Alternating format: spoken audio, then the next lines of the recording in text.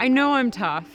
It's not like these races are ever easy, but I can still kind of push it out, even when things aren't going my way. It is a little bit easier when you're winning or in a competitive position, and you might not feel good, but at least you kind of have that carrot on the end of the stick. Western States 100 is the biggest name of ultras in the United States.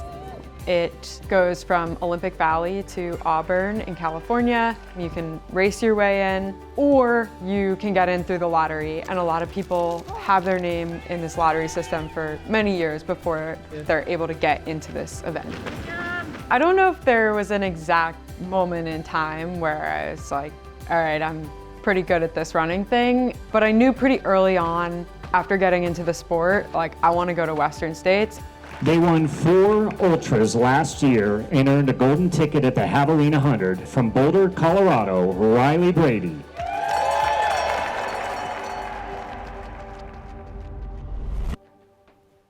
This is my friend Amelia.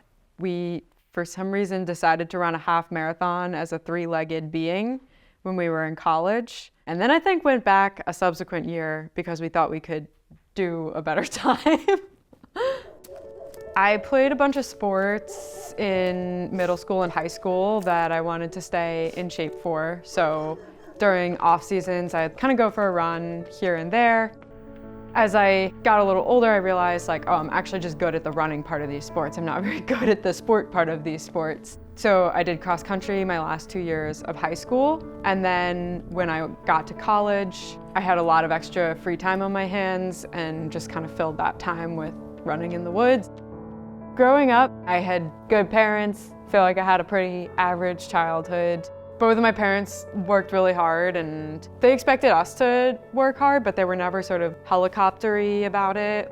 I like competing because it pushes me to perform better than I could on my own, and the social aspect is awesome. But I do most of my running alone where I am now, and getting to race with other people means I get to run with other people, which is enjoyable, and it's fun to win. I'm not gonna lie, like that feels really good.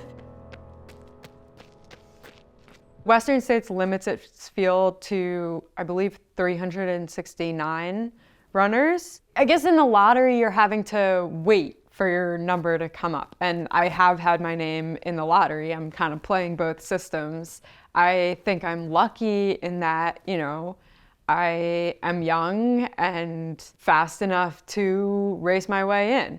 I wanted to go for the golden ticket last year at Black Canyon and probably shouldn't have started and ended up dropping out. And so then I took another stab at it at Javelina this past fall.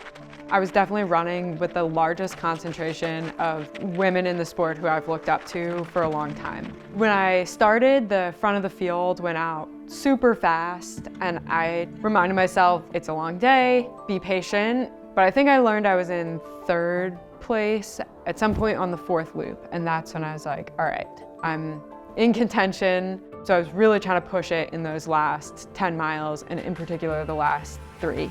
And then I sat down at the finish line. It was exciting crossing the line and knowing that I had punched my ticket to Western. I was in a little bit of disbelief. Ultrasignup, which is the platform that a lot of these races use in order to sign up for these events. In your profile, you can select your gender and then the category in which you would like to compete. And so on my Ultrasignup, my gender is non-binary. The category that I would like to compete in is the female category. And Javelina had a non-binary division this year at their race. And when I crossed the finish line, Jubilee, the race director, announced me as 1st place in the non-binary division. And I turned around and I said, wait, no, I had signed up to compete in the female category because that's what I need to be in to go for a ticket. And I was going for a ticket. Western States just released their transgender and non-binary running policy. It's posted on their website, and I think that it does a really good job of doing the best they can to meet runners where they're at right now. Races are definitely still trying to work out some things as far as these policies are concerned, but definitely taking a step towards trying to be more welcoming to as many people as possible. For me, it's less important to have a separate race category, though I do support that for people who that is important for. For me, it's more, I want to be addressed the way that I want to be addressed. Referring to me as they is definitely my preference, just treating me with respect. But I do still want a race in the female category because as it stands right now, that's still where a lot of my competition is. But I know that for other people, it is more important to have a category that they can register in the non-binary division. I am moving to Boulder, Colorado for a couple of reasons. One, I think it'll be really, really nice to be somewhere with more of a running community. It's pretty hard for me to find people to run with where I am now, and I want running buddies. It's just time to try someplace new.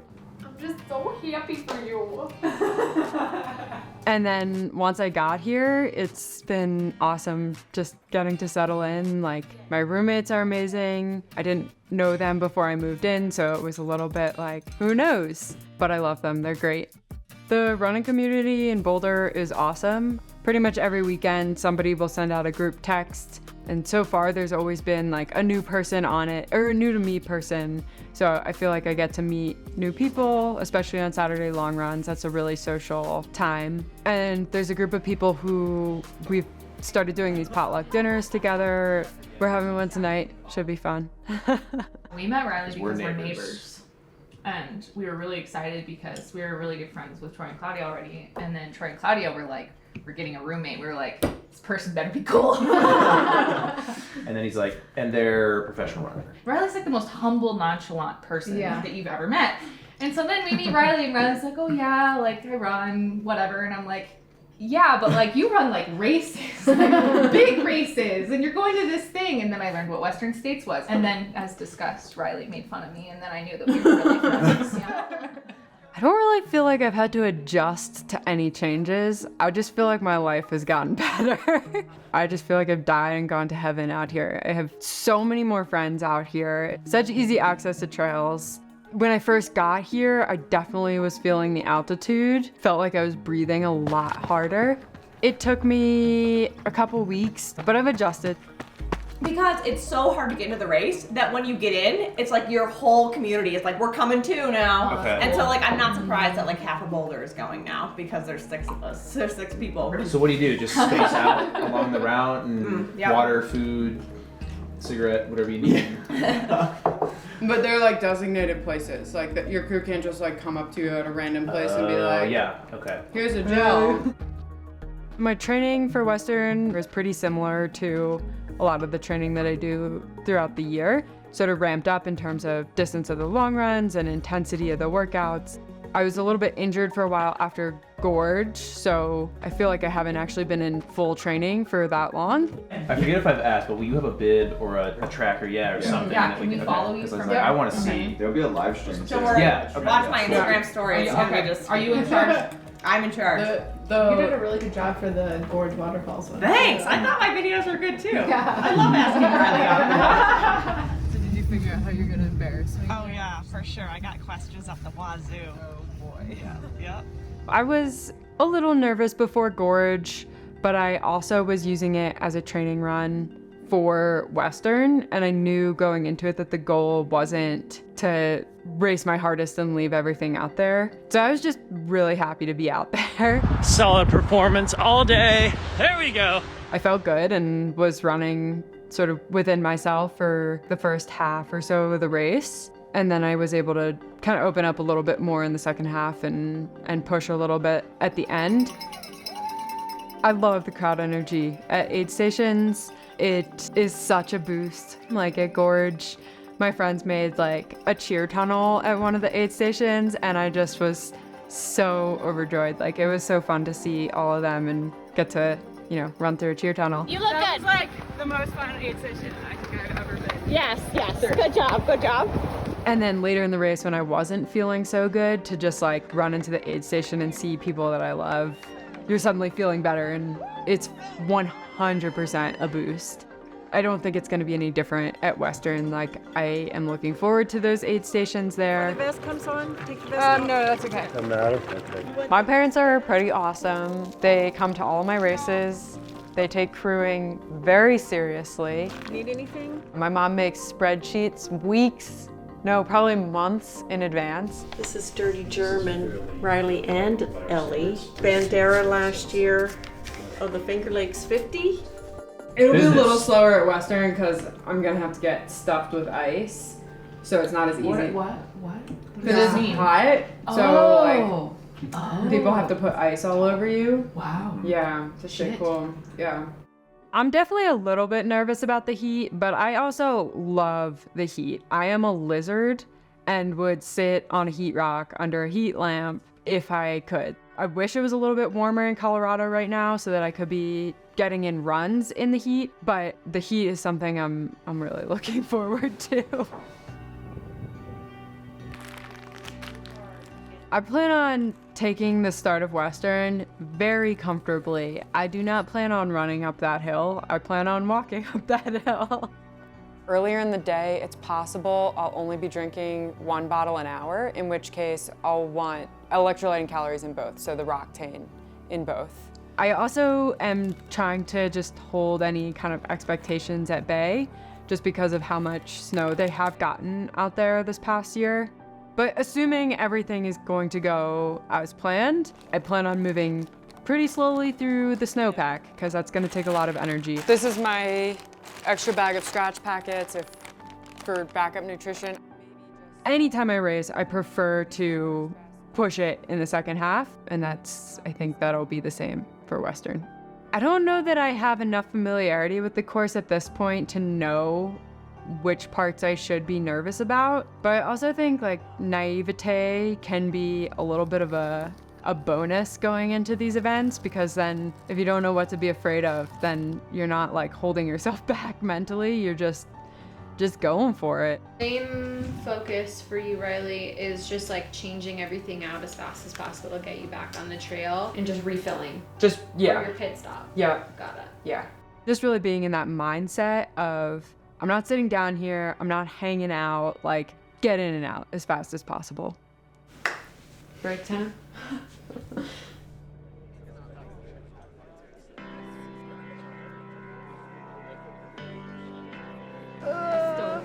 Good morning! What happened? Are you guys ready to migrate? Let's do it. Loosen up those arms. Oh, yeah, stay loose. At the start of the race, I was feeling, definitely nervous and ready to get things going, but feeling good going into the event.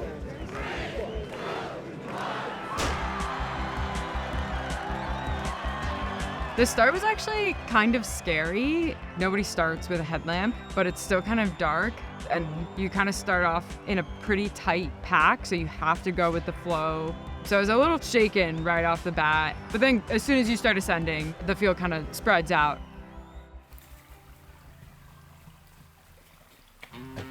The high country was really difficult for me. I was expecting to feel a lot more comfortable in the snow. It's kind of like a different quality than the snow in Vermont that I have had more experience running on. And I just felt like I was sliding around quite a bit and having difficulty finding the course markings. You'd be running in one direction and then all of a sudden it's a sharp left, so you have to really be on your toes. Definitely really exciting coming into an aid station with crew. You are crushing it. You got Riley! It's always fun when there's like good atmosphere in the aid stations. I was happy coming into Robinson Flat, definitely wanting to try to make up some of that time I felt like I'd lost. I like the heat, and I didn't feel that hot. Like, I grabbed an ice bandana at Robinson, which was actually cold. At first, I was like, this is too cold, but it quickly melted and felt good. We love you! When I first started feeling a little queasy, there wasn't much I could do because I couldn't see crew again until mile 55, so I was still having to kind of rely on the gels that I had and what they had at the aid stations. Stomach okay? Stomach's a little off. Eventually, like after I started vomiting and I was fortunately able to see my crew Then at Forest Hill, we tried like adding some salt. I took a little break there to try and reset, drank some ginger ale. That seemed to go down pretty well. It's pretty amazing going through as a runner. Coming up Bath Road, my coach and his wife and my friend Ellie were waiting and cheering for me at the top and ran with me into the aid station. Yeah, Riley Brady! Yes, Riley Brady! And just like feeling that support from your team is pretty awesome. I've never had a pacer before in a 100-miler, and so it was also huge just being 100K in and being able to pick somebody up, because there's still a lot of race left after 62 miles. Not only are they people that I really care about, they're my friends. It's nice to have somebody you know there with you. Why don't you all take that whole basket? Because when we see Riley, it's at Pointed Rocks. Yeah. And they just don't have that much further to go. And they have one full jug with them. Good. Okay. Good luck, everybody. We'll see you at the finish. See you at the finish. The finish. I think it was probably around mile 80-ish when I finally was able to turn a corner. I took some time at an aid station to do another reset. I actually sat down, which I never do in races, and ate a good amount of potato chips and drank more ginger ale. I needed calories badly at that point, so it like at least got something in my stomach, and I stopped feeling so nauseated, and we were able to pick it up a little bit. I still think, even in that last 20 miles, like there were times where my brain was telling my legs to go, and they weren't going. It was kind of a new experience for me. It's definitely a moment I've waited for and thought about for a long time. I can't believe I'm finally here.